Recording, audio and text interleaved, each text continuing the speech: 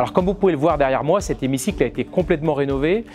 Il était nécessaire parce qu'après 42 ans de bons et loyaux services, il fallait naturellement rafraîchir cet hémicycle. D'abord, il n'était pas accessible aux personnes à mobilité réduite, c'est ce que nous avons fait. Il n'était pas doté des équipements de technologie actuelles, des ports USB, des recharges automatiques, des éléments de, on va dire, de projection dignes de cette qualité. Dans cet hémicycle modernisé, je trouve qu'il serait intéressant de pouvoir filmer l'ensemble de nos débats pour pouvoir les trouver en ligne. Alors le contrat de plan État-région, c'est un contrat qui vise justement à faire en sorte que les mobilités sous toutes leurs formes, et notamment les mobilités ferroviaires, mais aussi automobiles et vélos, puissent se développer.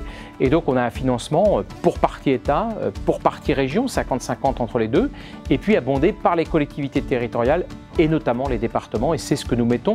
Nous mettons 16 millions d'euros sur ce contrat, mais aussi qu'on puisse aménager les difficultés routières comme le Lisiec à Vannes, qui est le point noir régional de la Bretagne. On peut mesurer le fait que l'État fait un effort, que le département, la région aussi co-investissent, que l'investissement de l'État est relativement trop faible, même s'il est présent, et ça va permettre donc de développer du train, notamment sur le sud morbihanais, et puis ça va permettre aussi de développer les mobilités douces, le vélo. Alors il y a des projets assez particuliers. D'abord, il y en a plusieurs, mais il y en a 3 que je peux citer. L'amélioration de la ligne sud, donc notamment ce qu'on dit LNO-PBL. Donc l'objectif, c'est d'étudier et de préfigurer le fait que nous puissions encore réduire le temps de trajet. Nous cofinançons aussi assez fortement les 55 millions d'euros qui sont prévus pour rénover, moderniser le fameux tire-bouchon entre Auray et Quiberon.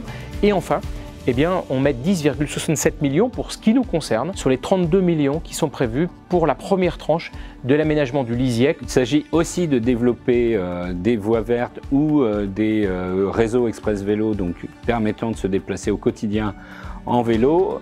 C'est aussi le développement de fret qui irait de Pontivy vers le sud-Bretagne et aussi de la mobilité qui irait en train de la Loire-Atlantique vers nous, autant de possibilités de décharger le transport routier, réduire nos émissions de gaz à effet de serre, mais aussi avoir moins de bouchons matin et soir.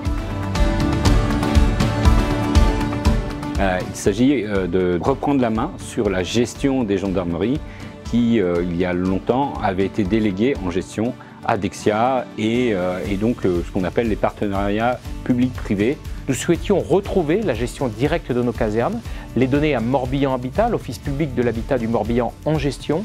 Et donc il fallait délibérer pour, on va dire, sortir du contrat avec Vinci, reprendre l'emprunt avec Dexia et finalement retrouver la maîtrise de l'ensemble de nos casernes.